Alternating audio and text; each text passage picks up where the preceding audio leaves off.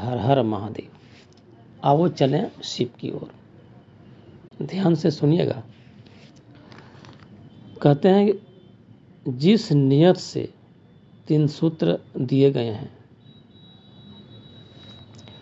उस नियत से ही 3 सूत्र का पालन करना चाहिए, तभी शिव शिष्यता का मान्य है। चर्चा पकड़कर चलने से लाभ नहीं है।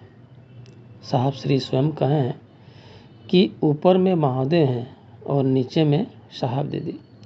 ऐसे तो आज तक खानदान दर खानदान महादेव से लोग लेते ही आए हैं, पर अपने गुरु महादेव भगवान शिव को अगर हम लोग कुछ देना चाहें तो क्या दे सकते हैं? शिव की शिष्यता, यानी लोगों को शिव से जोड़िए।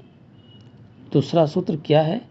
दूसरा सूत्र है अपने गुरु के प्रति दक्षिणा देने का सर्वोत्तम तरीका है, जो आओ चलें शिव की ओर का बुक में पेज नंबर 122 में लिखा हुआ है, गुरु दक्षिणा, जिसे पढ़ने से कृतज्ञता का प्रतीक सीख मिलता है।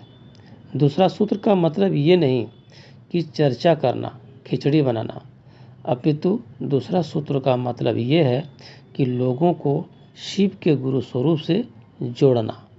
लोगों को शिव से जोड़िए, और यही काम जब होगा तब समझिए यही हुआ गुरु दक्षिणा। साहब कहते हैं, चर्चा के लिए मैं दया नहीं करूँगा, शिव शिष्य बनने के लिए दया मांगिए, शिव के शिष्य बनाने के लिए दया मांगिए, तो दया तो क्या, मैं आपके साथ चलूँगा। और माँ दीदी जी भी कहे हैं कि जिन भाई बहनों ने ईमानदारी पूर्वक से गुरु कार्य को आगे बढ़ाएंगे, मैं उनके पीछे छाया बनकर खड़ी रहूँगी, बशर्ते गुरु कार्य के प्रति कोई बेईमानी नहीं होनी चाहिए। अब बताइए, हम लोग वो काम क्यों न करें जिसमें साहब दीदी का साथ हो, साहब दीदी का आशीर्वाद हो और स्वयं महागुरु महादेव भगवान शिव की दया हो। भाई बहन, इसके बाहर शिष्यता में तो कुछ है ही नहीं। 4-5 करोड़ से अधिक शिव शिष्य बने हैं, इसके बावजूद भी शिव शिष्यता में किन्हीं को उत्तराधिकारी नहीं बनाए हैं।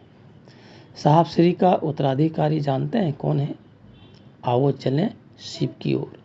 ये एक किताब है, इसी किताब को उत्तराधिकारी बनाए हैं, इसलिए आदेश भी है कि आओ चलें शिव की ओर और अनमिल आखर, ये दोनों किताब के आधार पर ही शिव गुरु की चर्चा हो।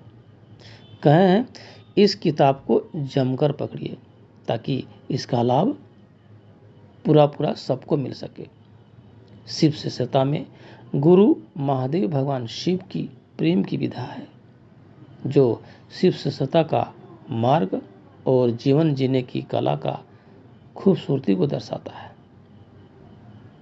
इसलिए यही हमेशा रहा है साहब श्री का मनसा कि हम आप खुद शिव के गुरु स्वरूप से जुड़ें और फिर दूसरों को भी जोड़ें। यही चंद शब्दों के साथ मैं अपनी वाणी को अपने गुरु और साहब दीदी के श्री चरणों में रखता हूँ। आशा है सब समझ गए होंगे। आप सबको भी मेरा सही हृदय प्रणाम।